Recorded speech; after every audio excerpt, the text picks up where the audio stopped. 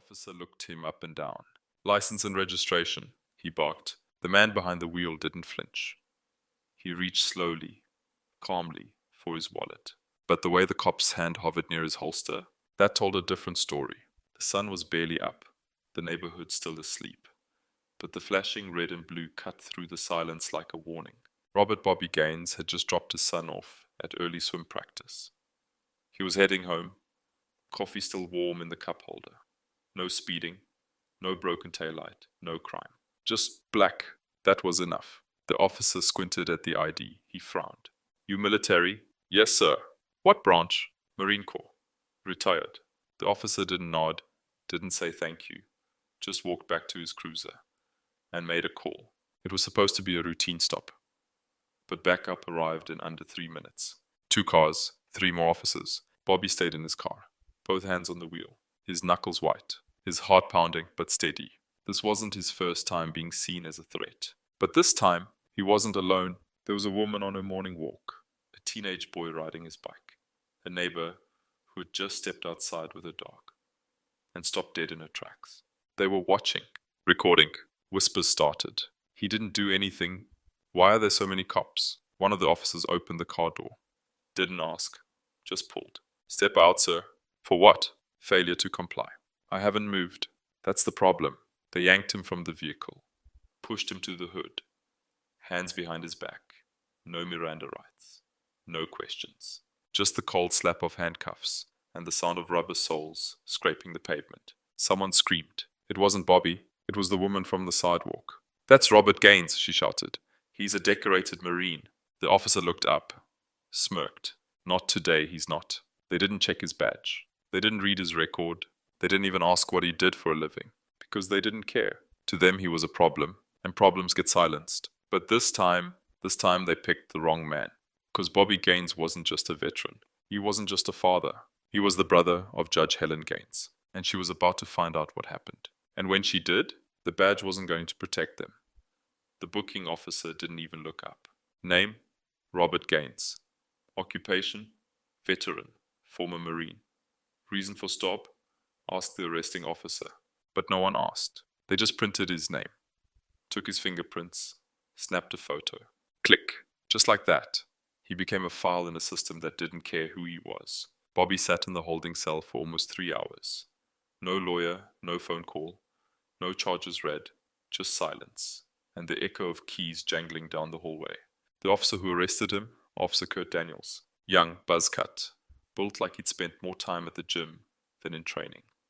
The kind of guy who loved being the loudest voice in the room. And today, he was on a mission. Not justice, not safety, control. Daniels leaned on the counter, laughing with the sergeant. Guy thinks wearing a uniform once makes him a hero. Betty plays the PTSD card too. They laughed, while Bobby sat handcuffed just 20 feet away. He heard every word, didn't speak, didn't flinch. He just waited, because he knew this wasn't over. He knew someone would see, and someone did. Across town, in her chambers, Judge Helen Gaines was going through her morning case files when her assistant knocked, urgently. "Ma'am, there's something you should see." The assistant handed over a phone. The screen was open to a local community page. A video, grainy, but clear enough. A black man, face pressed to the hood of his car, surrounded by officers. No resistance, no violence, just silence. But the caption said everything. They didn't even ask, just grabbed him. "Is this how we treat veterans now?" "That's Judge Gaines's brother." Helen's hand froze mid-scroll. She knew that car. She knew that face, and she felt her jaw lock, tight. She stood up, didn't say a word, just grabbed her coat and walked out. Back at the precinct, Officer Daniels leaned against the wall, still smug. "He'll walk, they always do, but we make sure they think twice next time." The sergeant nodded. "Paperwork says he got combative." "That holds up." "No body cam?" "Didn't turn it on." "Perfect." They thought it was done. They thought they had erased him. Just another name, just another face. But they forgot one thing. Robert Gaines didn't stand alone. Because Helen Gaines wasn't just a judge. She was the judge. The one who'd put dirty cops behind bars before. And when she walked through the precinct doors 20 minutes later, flanked by her clerk and 2 federal observers, the air shifted. Officer Daniels glanced up and froze. She didn't yell, didn't slam her gavel. She just walked to the front desk and said 5 words. I'm here for my brother. The sergeant blinked. Mom, this is a private. I'm not asking. There was a beat of silence. Then another. Then Helen turned to the Federal Observer. Get the DOJ on the line, now. That's when the whispers started. That's a judge? She called the Department of Justice? Daniel stepped back, suddenly remembering the badge number he hadn't even checked. He looked at the file on the desk, read it again, and saw the last name, Gaines. His smirk vanished. But it was too late, because the cameras were rolling, and Judge Helen Gaines had just entered the room, not as a sister, but as the storm they never saw coming. The chief arrived 15 minutes later. He didn't shake hands, didn't apologize, didn't even look Judge Gaines in the eye. I understand there's been a misunderstanding, he began, voice flat. We were told this individual resisted during a lawful stop. Helen folded her arms. Is that what the report says? The chief didn't answer. He just glanced toward Officer Daniels, who stood rigid, suddenly not so cocky. Daniels cleared his throat. There was non-compliance. He refused to exit the vehicle. Did he threaten you? No. Did he raise his voice? No. Did he reach for a weapon? Silence. The chief stepped in again. We're reviewing body cam footage. There is no footage, Helen said calmly. He didn't activate his camera. That silence? It was loud. Too loud. Daniel shifted his weight. His eyes darted to the others in the room. He could feel the walls closing in, but he still had the badge, still had the uniform, and the department behind him. Ma'am, the chief said, perhaps we can resolve this quietly. Your brother has already been released. No harm done. Helen raised an eyebrow. No harm? She held up her phone. Press play. The room filled with sound. Screaming, handcuffs clinking, a man's voice calm, resigned. My name is Robert Gaines. I haven't done anything wrong. Then the click of a camera. The moment his mugshot was taken. Helen turned the phone off. My brother was arrested without cause, humiliated, and profiled in his own neighborhood. And your officer lied on the report. Daniel stepped forward. That's a serious accusation. Helen met his eyes. That's not an accusation, that's a fact. He smirked, but it wasn't confident. It was defensive. You really want to go public with this? Because I promise you it'll blow back on you too. The media doesn't care about the truth. They'll eat you alive just for being involved. Helen stepped closer. Good, let them. Daniel's smirk faded completely. Across the room, another officer, an older one, looked down at his feet. He didn't say anything, but his silence, that was a confession in itself. They all knew, and still no one said a word, because speaking up meant breaking rank. Helen looked at the clock. She had court in 1 hour, but she didn't move. Not yet. Uncuff him. Now. Daniels hesitated. They nodded to a junior officer who scrambled to the back. Moments later, Bobby stepped out. His wrists red, his shirt wrinkled, but his spine straight. He looked at Helen, nodded once, and then looked directly at Officer Daniels. I served so men like you could wear that badge. Daniels rolled his eyes. Save the speech. But Bobby didn't back down. You forgot one thing. Daniels tilted his head. What's that? Bobby smiled. That the Constitution applies to all of us, even the ones you don't like looking at. Daniel scoffed. I followed protocol. Helen's voice cut in, sharp. You followed prejudice. It hung in the air like smoke, thick, choking, unavoidable. The Federal Observer who had come with Helen stepped forward, holding a notepad. Officer Daniels, you're now subject to internal investigation. Pending suspension, effective immediately. What, you can't? Actually, I can, the Observer replied. The DOJ has full jurisdiction in civil rights cases. And this, he gestured around, this is textbook profiling. Daniels looked around the room, waiting for someone to object. No one did, not even the chief, because they all knew, and the tide was turning. But then Daniels made a mistake. He reached into his pocket, pulled out his phone, and started typing. Helen narrowed her eyes. What are you doing? No one wins, he muttered. You think this ends with me? I've got friends. You just picked a fight with the whole department. He hit send and smiled, but before anyone could speak, before Helen could respond, the door opened. A young officer stepped in, holding something. A folder, thick, labeled Internal Misconduct Daniels K. He handed it to Helen quietly. She opened it, flipped through, stopped, and smiled for the first time that morning. You should have cleaned up your own mess before threatening mine. Daniels frowned. What is that? Helen didn't answer. She just turned the folder toward the DOJ rep. And that was the real beginning of the end. Helen didn't rush her words. She wanted every syllable to sink in. This folder, she said, tapping the cover slowly, contains at least 4 formal complaints against Officer Kurt Daniels, all from people of color, all within the last 18 months. Daniels went pale. No charges ever stuck, he snapped. Internal Affairs cleared me. The DOJ rep took the file, flipping through pages quickly, then slower. He paused. Highlighted phrases jumped out. Excessive force. Failure to de-escalate. Body cam mysteriously disabled.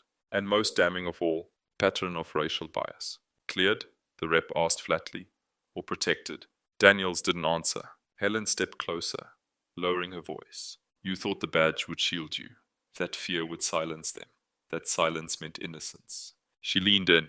It didn't. The chief shifted uncomfortably. We never received these records. Helen didn't even look at him. Because your internal unit lost them. Convenient, isn't it? Daniels tried to push back. This is a setup. No, Helen replied, voice now sharp as glass. This is accountability. Across the room, Bobby finally spoke up again. His voice was calm, controlled, but deadly clear. You dragged me out of my car, in front of my son's school. For what? Because I didn't look like I belonged in that neighborhood. Daniels sneered. You were in a luxury vehicle, parked outside a gated home. It didn't add up. Bobby nodded. That's right. Because in your world, black men don't belong in comfort, don't belong in peace, don't belong anywhere near respect. The room fell silent. Even the sergeant lowered his eyes. And then another twist. The DOJ observer turned to Helen. There's more, he said, holding up a second file. We ran Daniel's background after your call. He has connections with a local watchdog group flagged for harassment. Several members removed from the force for misconduct. He looked at Daniels. You've been forwarding sensitive data to civilians. Complaints, addresses, names. Daniels shook his head. That's not true. That's encrypted messages, burner emails. We have it all. Helen didn't blink.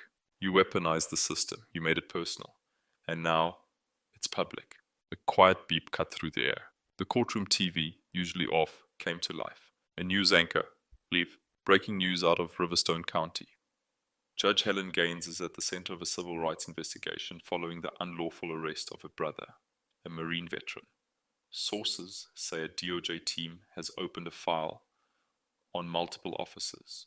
Daniels watched the screen, frozen. Helen looked him dead in the eye. You wanted to scare me, to shame my family? She stepped forward.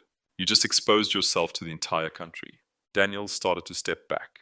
No, this isn't fair. This isn't how it ends. Helen raised her voice, not loud but final. No, it's how it starts. 2 uniformed officers, Internal Affairs, entered the room.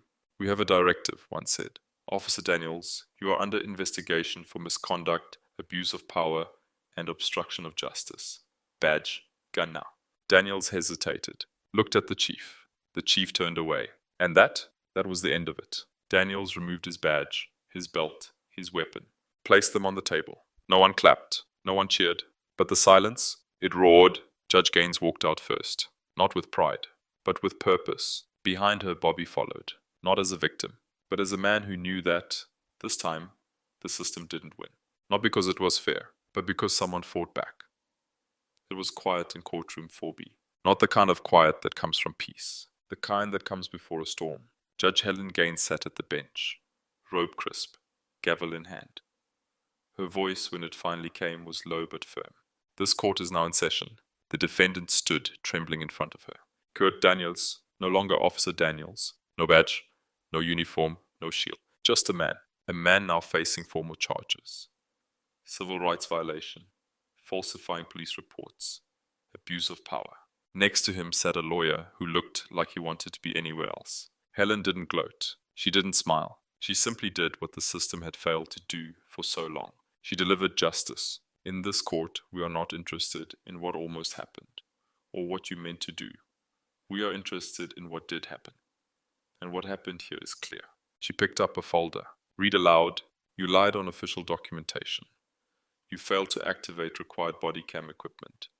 You assaulted a veteran who posed no threat. And you did so while smirking. Daniels shifted uncomfortably. Helen continued. You are not above the law, and no uniform, no oath, no department will ever make you immune from consequence. The courtroom was packed. Veterans, teachers, community members, reporters, even the woman who had recorded the original video sat in the back row, eyes wet with quiet satisfaction. Bobby sat beside her. He didn't speak, didn't need to. The truth had spoken for him. Helen raised her gavel and brought it down. Bail denied. Case moved to federal review. Court adjourned. The echo of the gavel was met with a slow rustle of movement. People rising to their feet. Some nodded, some whispered, but no one clapped, because this wasn't a victory parade. It was a reckoning. Outside, the sky was overcast. A gentle breeze rolled across the courthouse steps as Helen and Bobby exited the building side by side. Bobby exhaled slowly. Never thought it would go this far, he said. Helen looked at him. It had to. For me, she shook her head. For everyone, they stood there a moment longer, just two siblings in the open air, watching the last camera crews pack up, the crowd disperse, the moment settle into memory.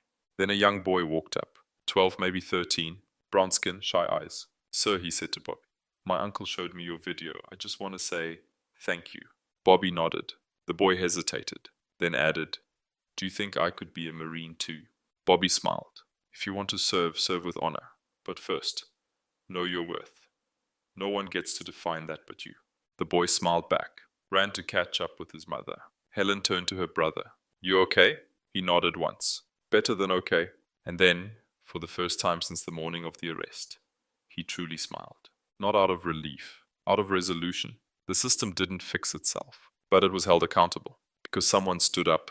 Because someone said enough. Because justice, when fought for, can still win. He was just another black man in a car, until the truth made him more than just a suspect. It made him a symbol.